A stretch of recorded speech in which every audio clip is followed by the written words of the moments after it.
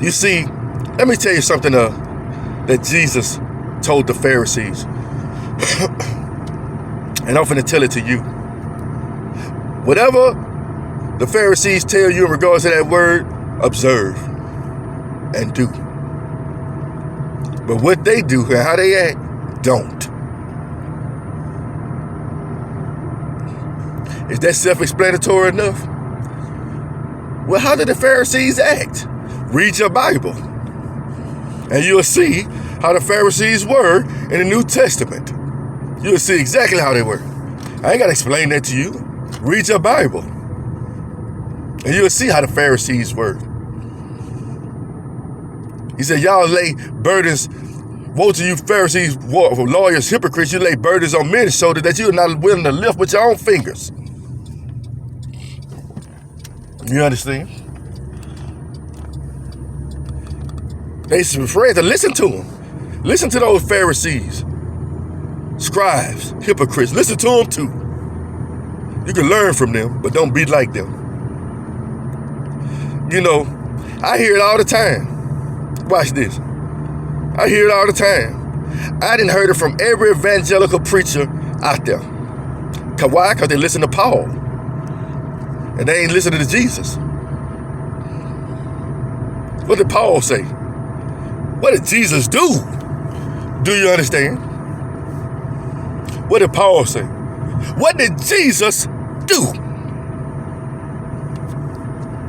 You understand? You think they would call Jesus a wine bibber if he just had a glass of water on the table?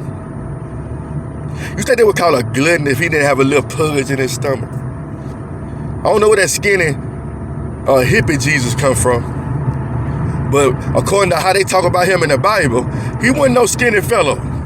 He loved to eat.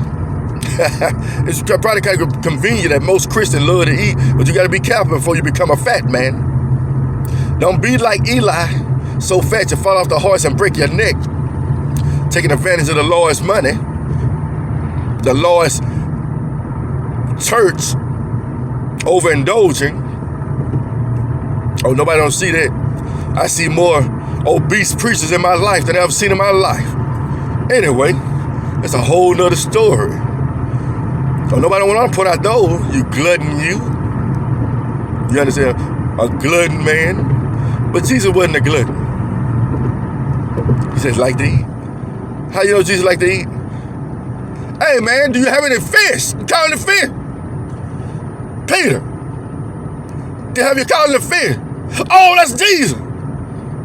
Come on down. I got a fish fry going right on the bank of the lake. You know what I'm saying? I already got some food ready for y'all. Come on, I got some bread here. I got some fish here. Let's eat. What happened with Abraham and the Lord? Hey, Lord, let me make some food for you. Let me get some cakes of meal and kill the calf and, butter it up real good. And Jesus ate with Abraham. People like, Jesus ain't never ate with Abraham. You better read your Bible.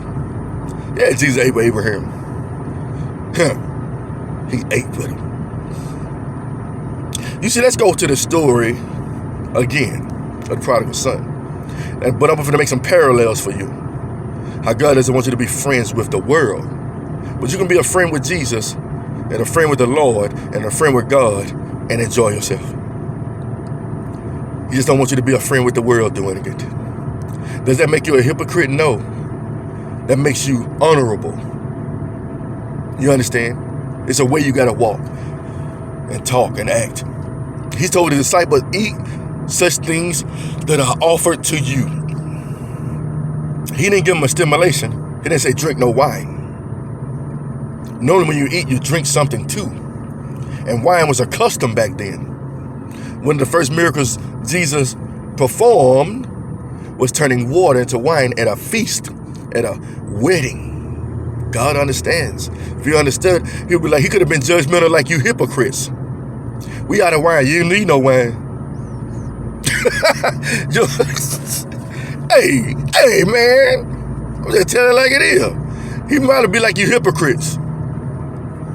Be like you judges. Hey, Jesus, man, they out of wine. They don't need to be drinking in the first place.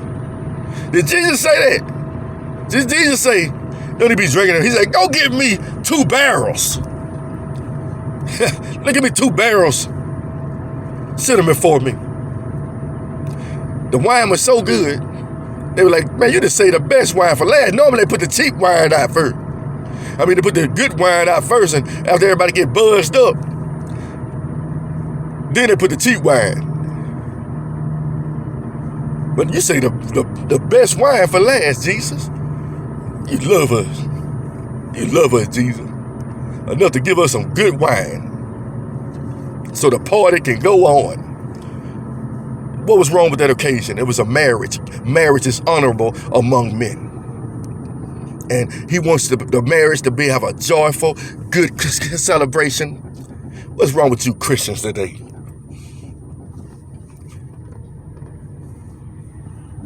You don't know how to enjoy yourself. You're afraid, I guess, because you can't control yourself. You scared somebody gonna see your true nature. You can cover your true nature real hard by acting like you ain't something, you something you ain't. You're scared. What you scared of? I get bitten to all types of parties all the time. I don't go to all of them. But most time when I go, I drink. Go ahead and judge me. Come on, please, please, do it. Do it. Show me what hypocrite you are. Show me who you are. I'm sure some of the people probably look at him, that gluttonous man, a wine bibber. I'm not Jesus, but I guarantee you they're saying the same thing. Because the things he suffered, you're going to suffer also. I'm sure they're like, this man get on here and preach the word every day. Look at him over there taking a shot.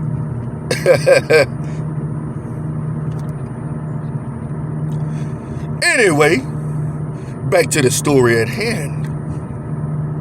God says, be not friends with the world, but you see what I just gave you?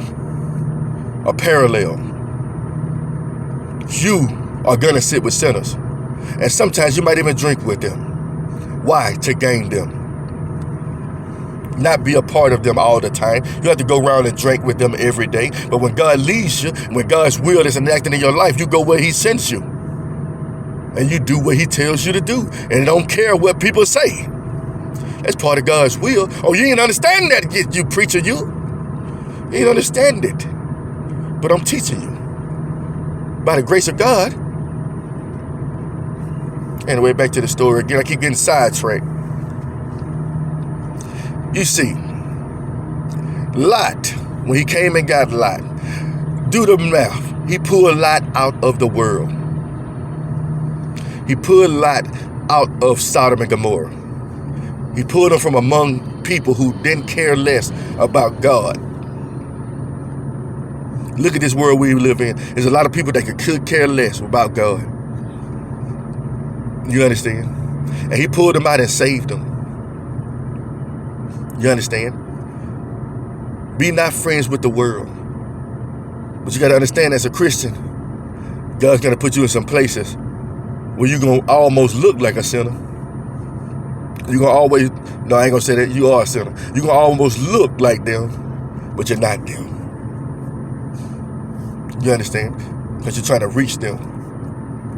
You see, he said, let your light shine before men so they can glorify your Father which is in heaven. If they see you know how to control yourself and handle yourself well and carry yourself well, guess what? They're going to see that. But if you're so busy pointing the finger, like the hypocrites, like the Pharisees and the scribes, thinking you better,